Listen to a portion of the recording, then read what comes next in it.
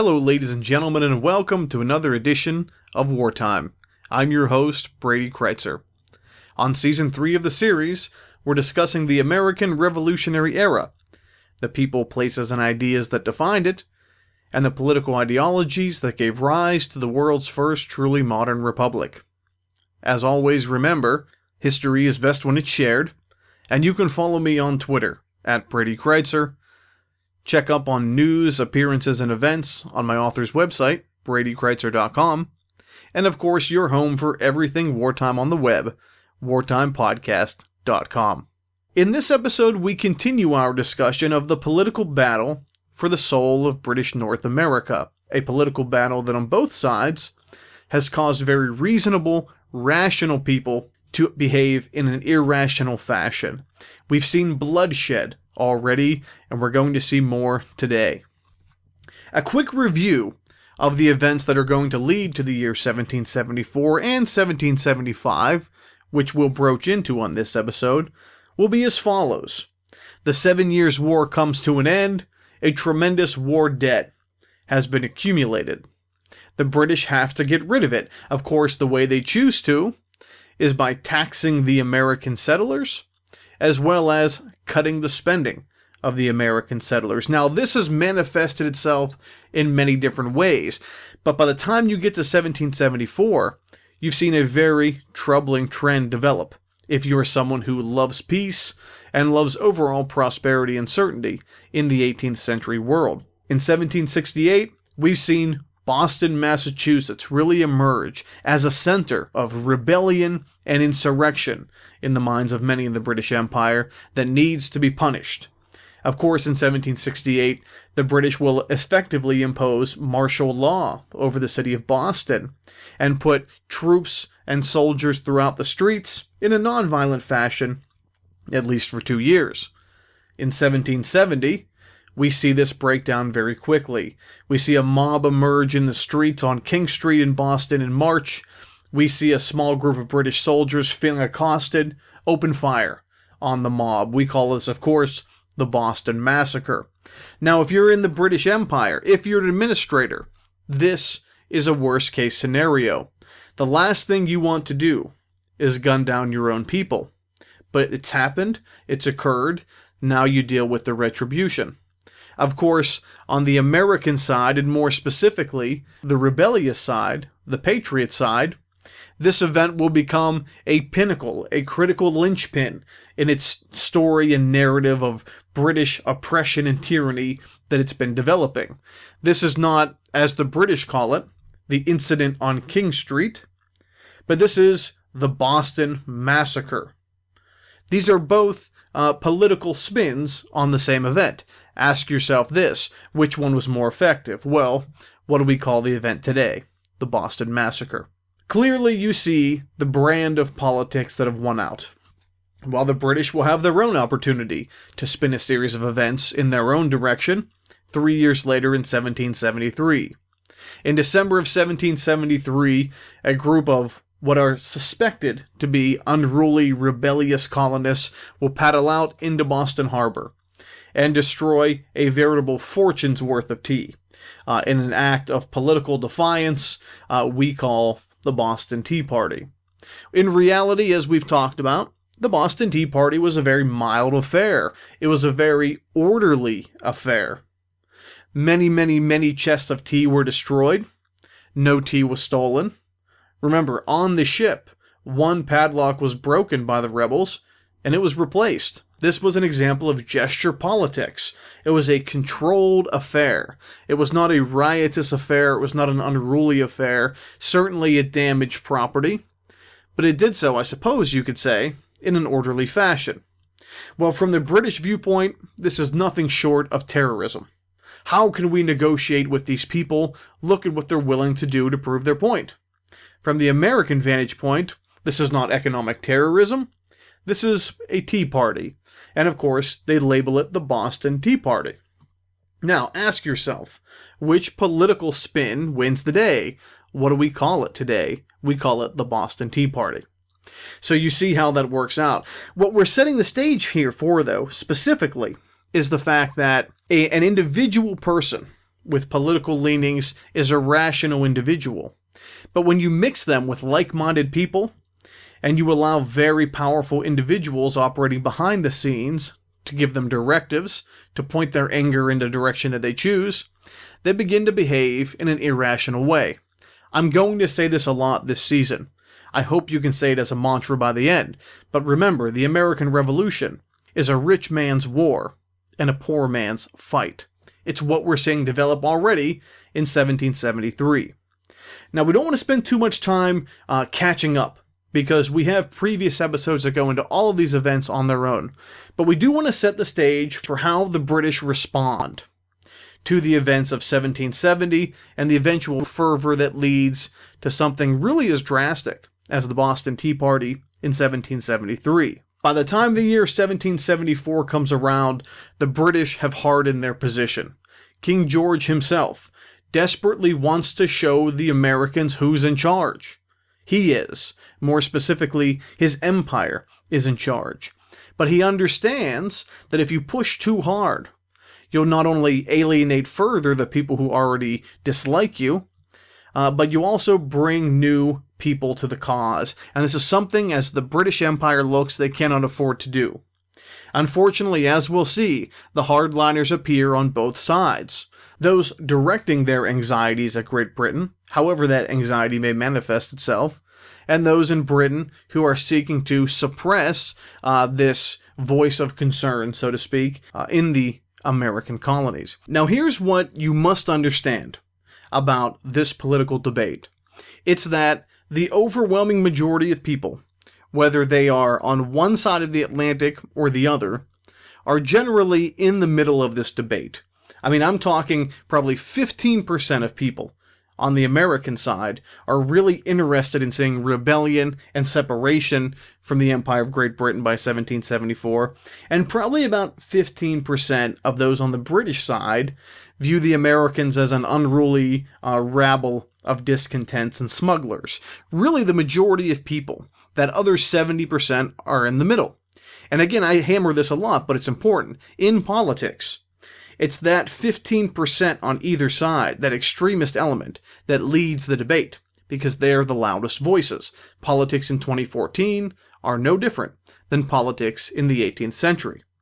So when you let those two sides take control, you see radical and, quite frankly, very costly decisions made by both sides that spur the debate and spur the course of action in the direction that they'd like.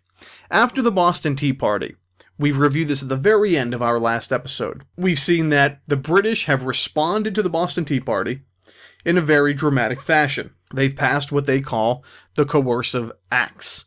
The Americans will call them the Intolerable Acts. But these are all really just directed at Boston, because in the minds of the British imperialists, Boston is the heart of this problem. Remember, going back to Season 1 of Wartime, we talk about the American colonies, the 13 colonies, like they're one unified body. And they aren't. They're 13 very different places. Just as all the way leading to the American Civil War, these states are all very different states. The British will view each colony in their empire as its own separate entity. So when they talk about rebellion overseas, they're really just talking about Massachusetts. They're not talking about the rebels of Pennsylvania or the rebels of North Carolina. In fact, the farther south you go in British North America, the less inclined individual colonies are to join this rebel conflict. We're going to illustrate that today. But with the passage of the Coercive Acts, or the Intolerable Acts, whatever side you prefer to take, you see a very clear stance of the British Empire. They will not rest until the American colonies that are even talking about rebellion accept fully and completely that London is in control, that the court of St. James, King George, is in control. And this is their official stance. Now, this will spur a lot of very difficult situations in Boston, especially in 1774. British troop presence greatly increases in Boston in 1774. Remember, we've talked about the fact that since 1768, the British military has been occupying the city, but never like this.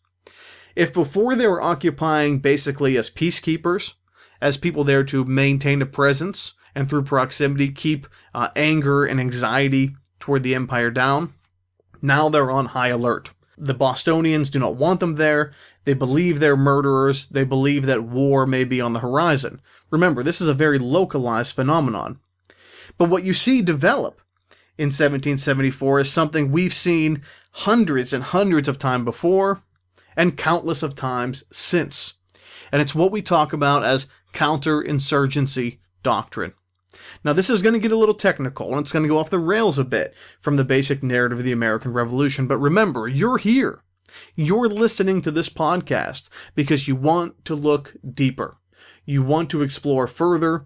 You want to understand the situation as fully as you can. And to do that, you must take yourself out of it as much as possible. I will challenge you in this episode, and I've said it before, and we'll do it many times in the future, to not think about this event as America's search for independence.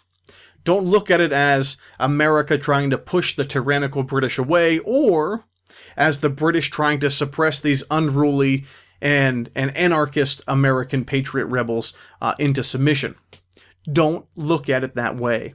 Look at this as you would look at any rebellion in any empire. Take your own emotions out of the story and view it for what it is. And you'll see an entirely different scenario develop.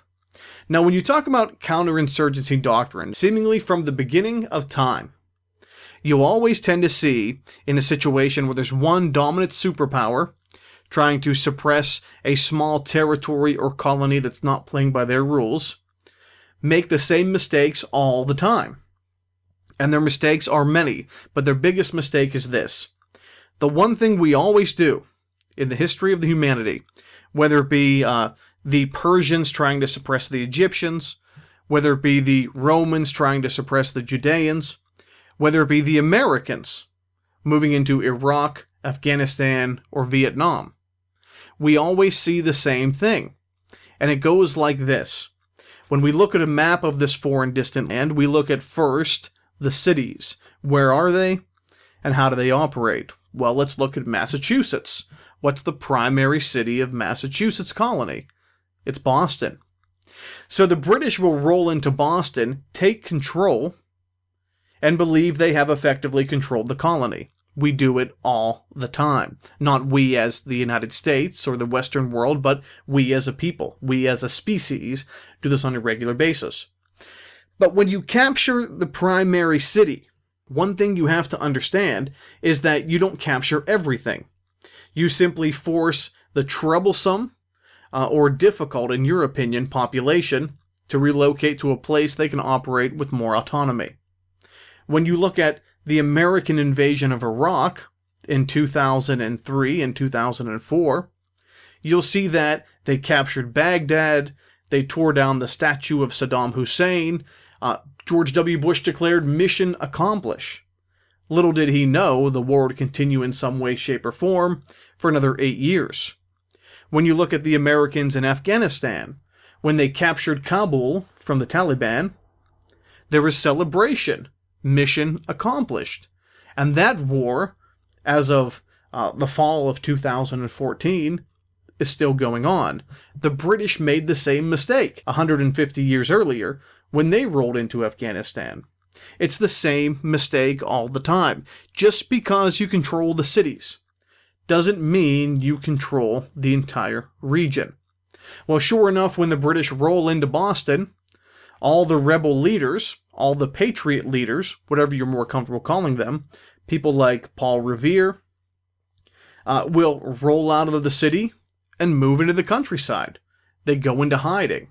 They give the British Boston because their objective is much more than just keeping that one city. So here's the scene. The city of Boston is under strong imperial control by 1774. But the remainder of the Massachusetts countryside is totally up for grabs. All of the major rebel leaders, all of the major people who are, at least by this point, a thorn in the side of the British Empire, have fled the city. And they've gone into hiding. They've gone underground into the countryside of Massachusetts. This is reading from the textbook of counterinsurgency warfare. What mistakes do we always make? Well, this is one of them. The British felt very well in control by this point, but in reality, they only controlled the city, but they're still losing the overall war of ideology, the war of politics that's going on. Since most of the rebel leaders have moved into the countryside, it's safe to assume that most in the Massachusetts countryside sympathized with their plight.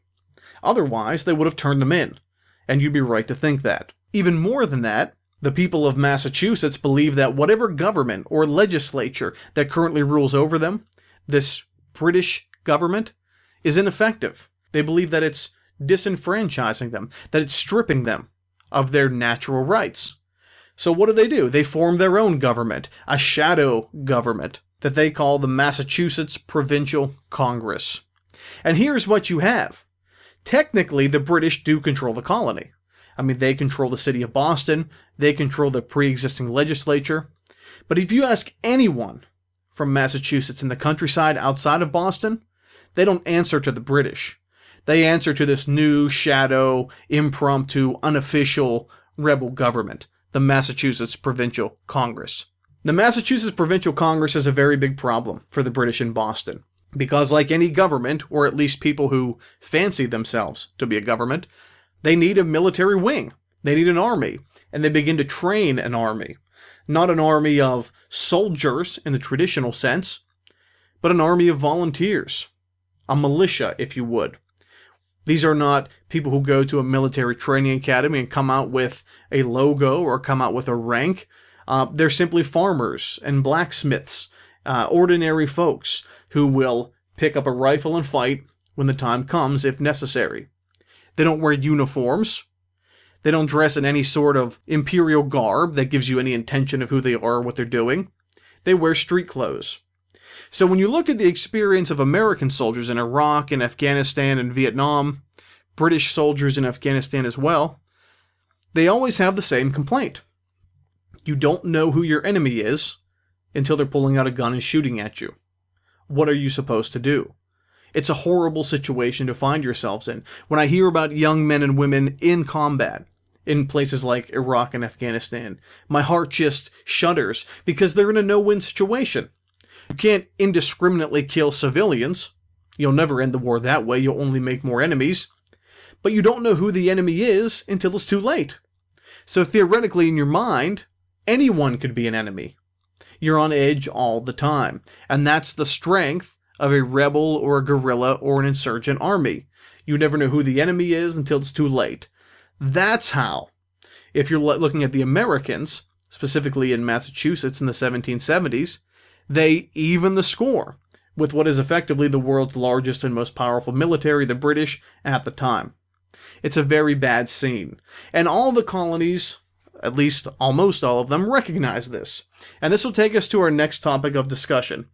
If Boston is in this horrible state of duress in 1774, what in the world are the other colonies doing in response? Well, they're not sitting idly by, at least not all of them. They're taking steps, measured steps, to approach how to deal with this situation. Remember, the British world in the 1770s, much like our own world today, is driven by money, profit, the need for profit. We live in a globalized economy. With the British Empire in full command, in 1774, the other 12 American colonies do as well. They need to deal with this scenario. They need to deal with a very bad scene in Boston that could stand to cost them lots of money, and maybe even more, if they let it go any further. This will take us to the fall of 1774, September of 1774, to the city of Philadelphia, a city that, for a very long time, in the minds of the American colonies, has really been viewed as the capital or heart of the American colonies. In that fall, you'll see 56 separate delegates from all across the colonies arrive in Philadelphia to discuss these issues. What do we do about Boston? What do we do about Massachusetts? How do we remedy the situation and bring things back to some sense of normality? How do you do it? Now, some of these members of what we'll call the First Continental Congress believe that separation from Britain is the only way to deal with this, open rebellion. but they are the minority, and I mean an extreme minority. Only a small handful of these 56 would ever say anything so radical as that. The overwhelming majority, even if they don't like what the Empire's doing, would never jump to such an extreme. Now we know how this ends, so hopefully you can see the political mechanism they use to spread that message. But most of these people are very mild-mannered as far as how they feel about the entire affair in the First Continental Congress. They meet at a place called Carpenter's Hall in Philadelphia, just down the street, if you've ever been there, from the Philadelphia State House, eventually what will become, not to ruin it, known as Independence Hall. But instead they meet in a much smaller building called Carpenter's Hall. And for all of you conspiracy theorists out there, it's a Freemason building. Save that for the History Channel, I suppose. At any rate, they all meet, they all debate. Amongst them are avid patriots, people who want separation from the empire. Most people aren't. On the other inverse, you have some very intense loyalists. People like Pennsylvania's Joseph Galloway. Galloway is an extreme loyalist here. He says, yes, we're being infringed upon as Englishmen. Our rights are being attacked. But let's not be foolish here. Let's not separate from Great Britain. This is the country of our fathers and grandfathers and great-grandfathers and, dare I say, great-great-great-grandfathers. How can we separate from the world's largest and most prosperous economy? How do you do it? Galloway eventually will become a loyalist, and he's present here at the First Continental Congress. Now, the Continental Congress, you probably know, is the Second Continental Congress. Much more extreme, much more, I guess you could say, anti-imperialist. We can't have the impression that all of these men from these colonies are all on the same page, because believe me, they aren't.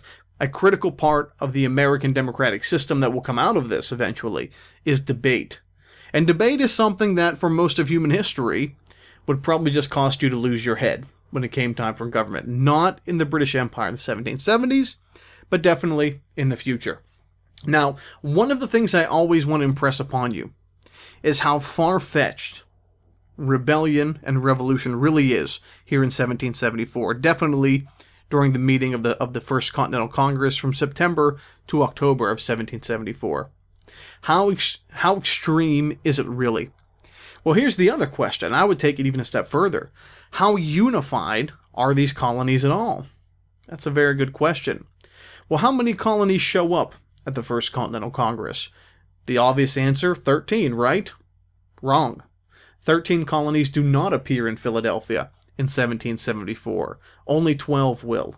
One colony cares so little for the plight of Boston and is so content with the current imperial system, they don't even send delegates to vote yes or no on the issues. I mean, that is a very extraordinary event. The colony I'm talking about is Georgia. Georgia will not appear at the First Continental Congress. They believe in the British Empire. At least we can say they have no real grievances from the British Empire. And they are as different as Massachusetts as you'll find. Massachusetts is the heart of a puritanical, at least in origin, urban world. It's a place of cities and towns, of farming, but very small-scale subsistence farming. If you go to Georgia, how different is that? Massive plantation farms, very small population of white people, very huge population of enslaved African peoples. There's almost no slaves in Boston at this time. There are some, but compared to the major cash crop producing plantation-based colonies of the South, very, very little. The people of the southern colonies don't think they're like the people of Massachusetts. In fact, they don't even want to be around them. They view them as something totally different. And, newsflash, the people of the Northeast view them the same way. Not to get ahead of ourselves here, but the origins of the American Civil War, 100 years after this, are already pretty glaringly apparent. How apparent? Georgia doesn't even send a delegation. Now, the First Continental Congress is not, as I've mentioned, the Continental Congress that we all know and love in popular culture. They don't achieve as much as the Second Continental Congress, but given the circumstances and the wide variety of opinions, again, the Second Continental Congress, as we'll talk about, will be pretty much on the same page. Something must be done against the British Empire. The First Continental Congress is much more even-keeled, I suppose. You have a variety of different opinions on the matter. They will achieve a few fairly meaningful accomplishments. Really, they had two. The first was this, and this is going to sound extraordinary, but when you think about how legislative and parliamentary politics tends to work, this is actually pretty incredible they get this done.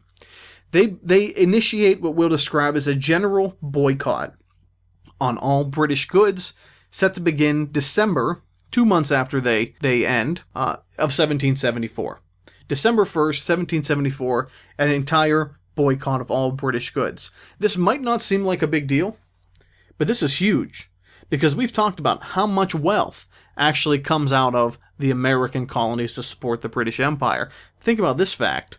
The colony of South Carolina alone, the colony of South Carolina by itself, produces about 30% of all of the wealth of the entire empire. Think about that. South Carolina, one colony, produces almost 30% of the wealth of the entire world empire of Great Britain. That is astounding.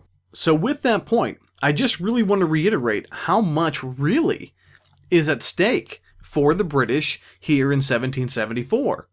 We have this idea from popular culture that the British are this awful, tyrannical empire who seek to do nothing but beat down the Americans repeatedly until independence is their only course of action. But look at how much money they would lose if they continued doing this. I mean, the wrong move for the British Empire will cost them dearly. And as we've said, this in many ways is a story of one wrong move after another. You have in the First Continental Congress a group of people who, in my opinion, are desperately seeking a way to get out of this unscathed. Politically, both the Empire and the Americans are really too far into this to simply back out and say, I'm wrong, you're right. I mean, how many times does that happen in politics? Almost never. But now by 1774, you're really about to cross a line in the sand. So, how effective is this boycott? Well, within 1 year of the beginning of the boycott, December 1st, 1774, British commercial shipping to the American colonies will decrease, buckle up, by 97%. 97%! I mean, that is astronomical loss on the part of the empire. That is a catastrophic loss on the part of the empire. And that will have a ripple effect, not only through just the American colonies, not only just through England, but around the world. I mean, the British East India Company is bringing tea from East Asia. They're bringing goods from India. They will begin to really feel the strains of this. And again, they're really, I think, the best sort of motivator of this world economy in the entire British system. Because the Americans, their biggest buyers, simply aren't consuming their products anymore. So we don't want to say the American Continental Congress, the First Continental Congress, was really effective, because they weren't. They were devastatingly effective. Yet we often forget about them in the longer grand scheme of history, based on what the next Continental Congress is going to do a year later. Now, I mentioned to you this often forgotten, almost weakly perceived, wishy-washy First Continental Congress is largely left out of the American Revolutionary story, largely because the results they produce are not a declaration of independence. But they do something else that's very important for this story to continue, aside from the boycott. They also set aside unanimously that a Second Continental Congress should convene in the future as they see how events play out. Now, this is a major event, because really when you look at the entire history of British North America, we really have yet to see all of the colonies come together in one parliamentary fashion. It just hasn't happened. We've been close. Virginia, Pennsylvania, Maryland have a history of working together. The New England colonies have a history of working together. But never did North and South convene in this way that they have in 1774. But remember, Georgia still hasn't shown up. So we really can't claim that the American colonies, at least not the 13 colonies we all know and love, are on the same page yet. Never mind the fact that there are other North American colonies who weren't even there. All of Canada, colony of Quebec, British East Florida, British West Florida. These are 3 colonies that are just as American as any other who haven't even participated. The last thing that the First Continental Congress will do is send out, at least in theory, welcome letters to East Florida, West Florida, and Quebec to bring them to the table. In reality, when you look at how it plays out, only Quebec will get the letter. But they'll say, no thank you. They'll say, no thank you. They don't want to participate in this potential rebellion. They don't have as many grievances with the British Empire as others. They don't want to participate. So why in the world? And here's another question we don't ask enough, but why not? Why in the world don't these 3 other colonies want to engage? Well, it's difficult for a number of reasons. Mostly in Florida. Florida was originally a Spanish colony. After the 7 Years' War, because Spain sided with France, they lost out. The British took that colony, Florida, and made it too, as a spoil of war. Well, because of that, most of the people who lived in East and West Florida were either A, still Spanish, or B, recent British transplants, either from the Caribbean or from England itself. They didn't have that same American experience growing up in America for 2 and 3 generations as many of the quote-unquote founding fathers had. They were still uniquely British transplants, still very dependent on the British for their survival. Hostile Indians, angry Spanish in New Orleans, they needed British soldiers to protect them. They weren't about to start a war against the British, as it were. And what about the Canadians? What about Quebec? I mean, let's face it, they should have as much to lose as anyone else at the time. Well, here's another issue we face. The British, to their credit, proactively, in 1774, passed something they called the Quebec Act, which effectively said anyone who lives in Canada, if they are Catholic, remember, this was all Catholic haven when it was New France, can actually continue to be Catholic, and the British will not infringe on their rights. And believe it or not, that was enough for the Francophone or the French-speaking population of Canada to really not be interested in most of this revolutionary or rebellious stuff going on down south. Believe it or not, the population of Quebec was, some will say, upwards of 90 to 95% non-English speaking. Now, it's a British colony, but when you're 95% non-English speaking, when you're still that French, how British are you really? Well, British enough that the Quebec Act of 1774 really appeased them, really made them happy at the time. So that's what we'll see. Now, we're going to go back to Boston. We're going to see how this all plays out, and we're going to get back to the old discussion of counterinsurgency warfare. We're going to view this from the British perspective today, because I think it's important, and I think it's a side we don't hear enough. But let's take a look at Boston itself. In the city of Boston, General Thomas Gage is in full command. And he has a very unfortunate job, a job he, quite frankly, is not happy with either. He believes that as Englishmen, we're all entitled to natural rights. The last thing he wants to do is start gunning down fellow Englishmen. Well, he controls the city of Boston with an iron fist, and since he's taken over in 1768, you really haven't seen that much violence since the Boston Tea Party, which was of limited violence anyway. I mean, really, since the Boston Massacre, a major violent affair hasn't occurred. But he knows better than anyone that he does not have any control whatsoever of the countryside of Massachusetts. He knows that the rebels control that. He's not necessarily anxious to march into it, but he knows just controlling Boston is not enough. Well, he also knows, because he's a man of impressive military aptitude, that most of the rebel leadership of Massachusetts has disappeared into the countryside, specifically at 2 cities, one being Lexington, and another, I think more aptly, at a place called Concord. Now, one of the things we can say about Gage is that he understands counterinsurgency warfare. He understands that even if the people of the countryside don't like you or your soldiers, if they don't have guns and they don't have weapons, they can't shoot at you.